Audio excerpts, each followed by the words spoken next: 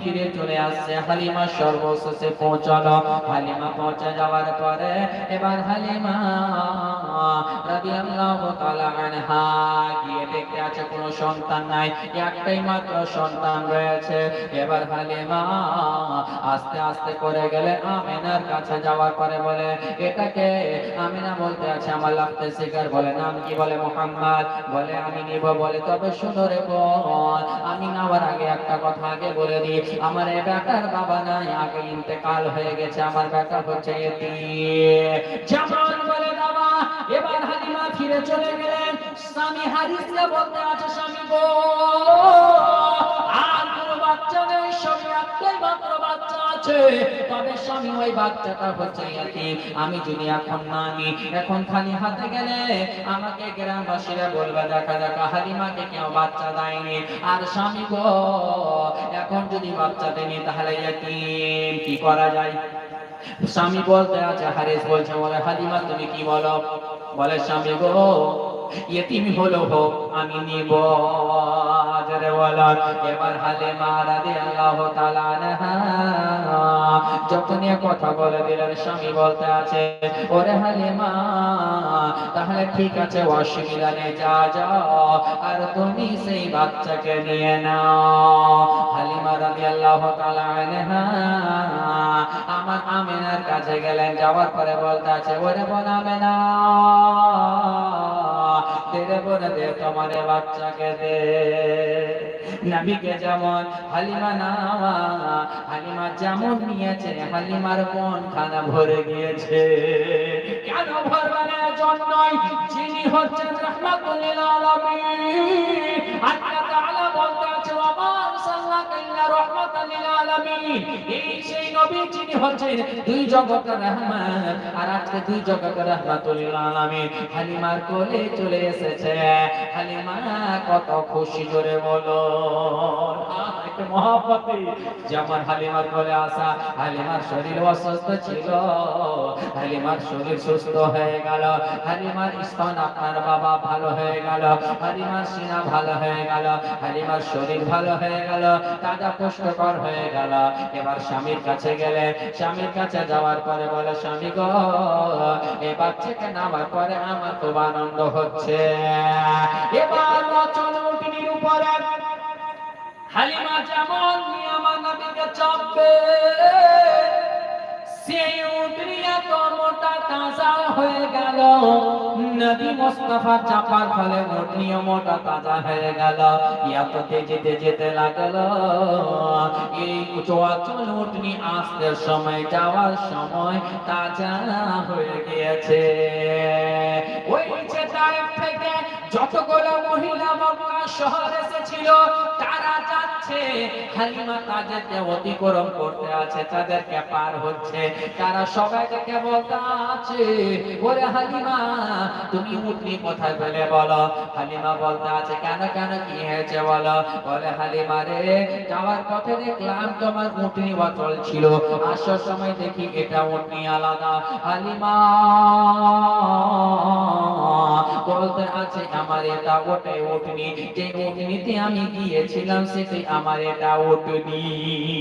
জোরে বলো। বলে হালিমা কোন বাচ্চা নিয়েছো? বলে ওটা বাচ্চা নিয়েছি, যেই বাচ্চাকে সবাই দেখে ছেড়ে দিয়েছে। বলে আমি নিয়েছি মুহাম্মাদকে। জোরে বলুন সুবহানাল্লাহ। এবার হালিমার উটনি সকল উটনি চাইতে আগে আগে চলে গেল। যাওয়ার পরে হালিমা রাদিয়াল্লাহু তাআলা আনহা নিজের বাড়িতে যখন প্রবেশ করবে, হালিমার বাড়িতে আপনার বাবা যতগুলো ছাগল ছিল, হালিমার বাড়িতে সেই ছাগলগুলো আপনার বাবা পুষ্টকর হয়ে গেল, মোটা তাজা হয়ে গেল। আর এদিকে উটনি স্তনে দুধ চলে এসেছে। হালিমার বাড়িতে বরকতি বরকত কেন হবে না রে মা? যিনি বরকত ওয়ালা রাহমাতুল লিল আলামিন হালিমার বাড়িতে। নবী মুস্তাফা সাল্লাল্লাহু তাআলা আলাইহি ওয়াসাল্লাম, নবী মুস্তাফা রাহমাতুল লিল আলামিন হালিমার বাড়িতে চলে এসেছে। সেই হালিমার বাড়িতে আসার পরে এত বরকত, সেই নবীর উসিলা দিয়ে একটা দোয়া করবা। আর মাত্র 6টা কলম আছে, 500 করে একটু নবীর মহব্বতে, তারপরে একটু দোয়াটা করে তারপর ওয়াজে গিয়ে নেব। 500 করে বাবা, 6টা কলম হবে না মা? আর 500 সুবহানাল্লাহ। আমার একদিকে মা কি নাম মা?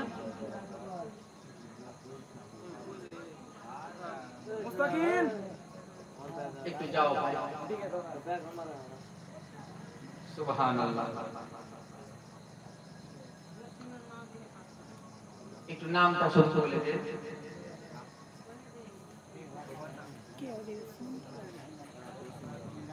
সুবহানাল্লাহ।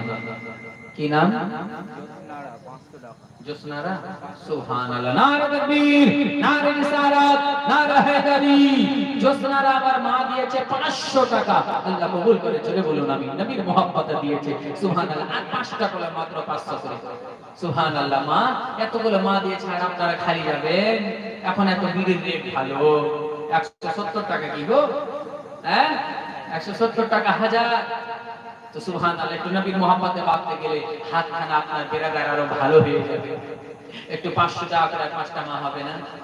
সুবহানাল্লাহ। অনেকজনই ভাবছে মাওলানা আমি দেব কি দেব না। একটু ভাইকে বলবো একটু গিয়ে শুধু দেখেন, আমার মারা নিশ্চয় বলবে জানি 500 টাকা কিছুর মধ্যে না, নবীর মুহাব্বতে দেবে। আমার বাপের তরফ থেকে হবে না, একটা বলে 500 টাকা একটু নবীর মুহাব্বতে। সুবহানাল্লাহ। হাতখানা তুলবে আর বলবে মাওলানা আমি দিলাম। একটু নবীর মুহাব্বতে এদিকে আমার বাপের থেকে আর মা বলে একটু আর যার মুস্তাকিম ভাই। সুবহানাল্লাহ। আমি জানি আমার মারা সুবহানাল্লাহ নিশ্চয় দিবে। মাত্র আপনার 5টা কলম আছে, 500 করে। তারপরে ওয়াশতে গিয়ে নিয়ে যাবো। সুবহানাল্লাহ। বেরাদার মুআজ্জাজ মুহতারাম, পিছন দিক থেকে আমার মারা বসে আছে, একটু তাড়াতাড়ি করে দিবেন। জামাল মা হালিমার বাড়িতে নবী মুস্তাফার আগমন হয়ে গেল। সেই রাত্রিতে হযরত হালিমা রাদিয়াল্লাহু তাআলা আনহা আমার নবী মুস্তাফা সাল্লাল্লাহু তাআলা আলাইহি ওয়াসাল্লাম কেরামা আমার নবী মুস্তাফাকে ডান দিকের স্তন থেকে আপনার দুধ পান করালেন। আমার নবী দুধ পান করলেন। বাম দিকের স্তনে যেমন দুধ পান করাবেন, আমার নবী পান করছেন না।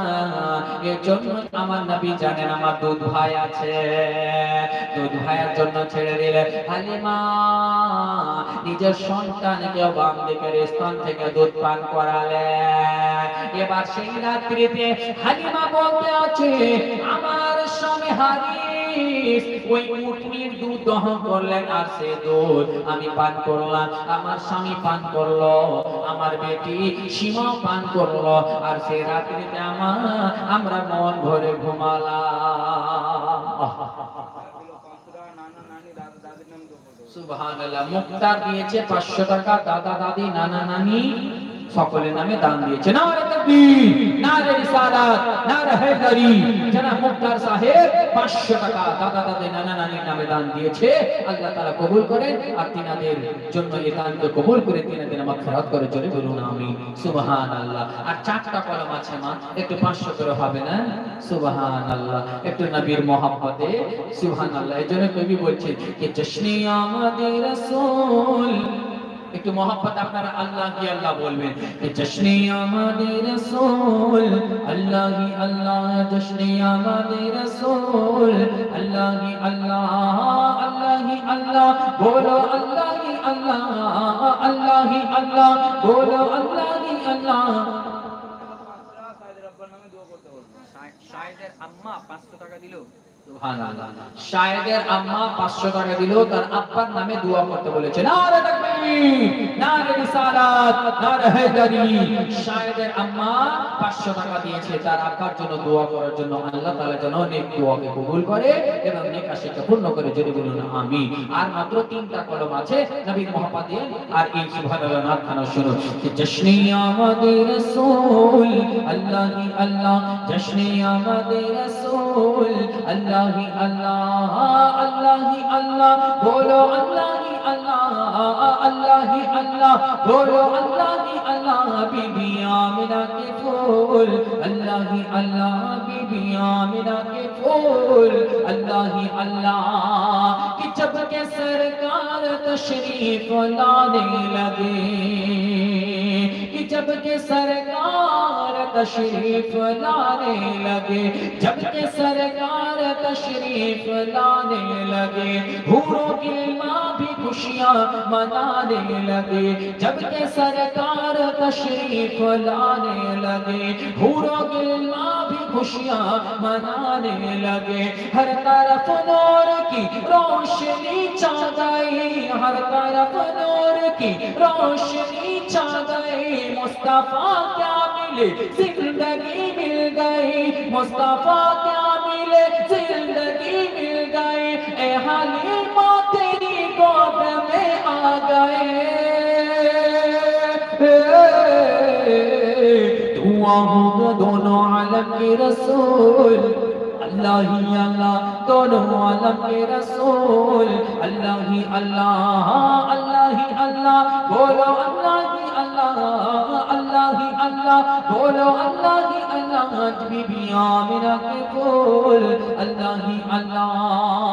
चेहरा-ए मुस्तफा जब दिखाया गया, मोहब्बत के साथ बोलिए, चेहरा-ए मुस्तफा जब दिखाया गया, छुप गए तारे और चांद शर्मा गया, चेहरा-ए मुस्तफा जब दिखाया गया, छुप गए तारे और चांद शर्मा गया, आमिना देख कर मुस्कुराने लगी, आमिना देख कर मुस्कुराने लगी, हवा मरियम भी खुशियां मनाने लगी, हवा मरियम भी खुशियां मनाने लगी, आमिना बीबी सबसे कहने लगी,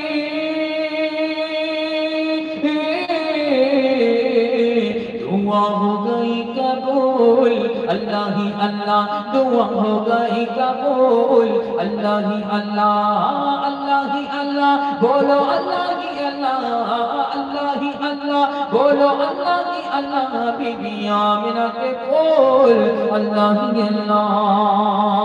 शादियां ने खुशी के बचाए गए,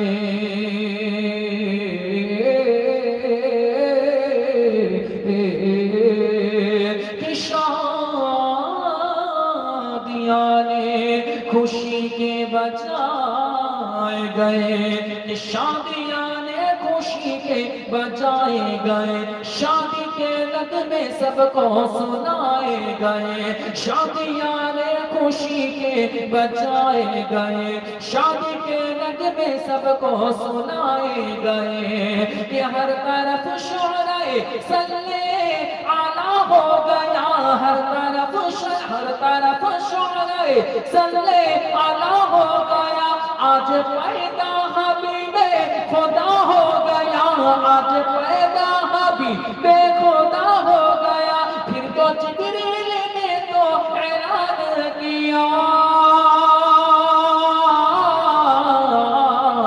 खुदा के ही रसूल, अल्लाह ही अल्लाह, खुदा के ही रसूल, अल्लाह ही अल्लाह, अल्लाह ही अल्लाह, बोलो अल्लाह ही अल्लाह, अल्लाह ही अल्लाह, बोलो अल्लाह ही अल्लाह। बीबी आमिना के फूल, अल्लाह ही अल्लाह, बीबी आमिना के फूल, अल्लाह ही अल्लाह, कि जिनका साया ज़मीन पर न पाया गया, समझे? আমার নবী মুস্তাফার ছায়া जमीने पड़तो ना, जरे बोलो क्यों नहीं पड़ता था?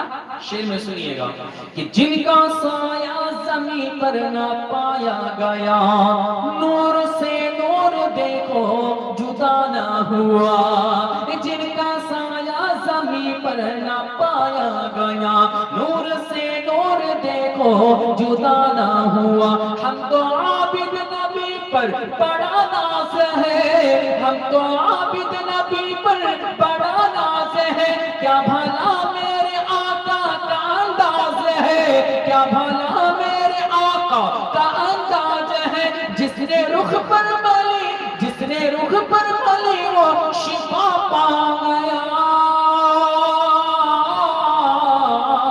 आज तैबा तेरी धूल, अल्लाह ही अल्लाह, आज तैबा तेरी धूल, अल्लाह ही अल्लाह, अल्लाह ही अल्लाह, बोलो अल्लाह ही अल्लाह, अल्लाह ही अल्लाह, बोलो अल्लाह ही अल्लाह।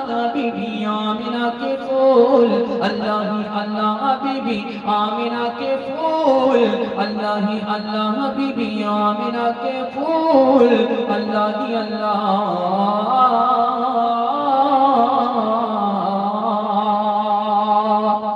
जमाने वाला হযরত হালিমা রাদিয়াল্লাহু তাআলা আনহা বলতে আছেন সেই রাত্রিতে আমরা এত সুন্দরভাবে ঘুমালাম, তারপর সকাল হলো, সকালবেলা উঠে দেখে হালিমার বাড়িতে এত সুন্দর আপনার মৌসুমে এত সুন্দর পরিবেশ রয়েছে, হালিমার বাড়িতে বরকত রয়েছে রে মা।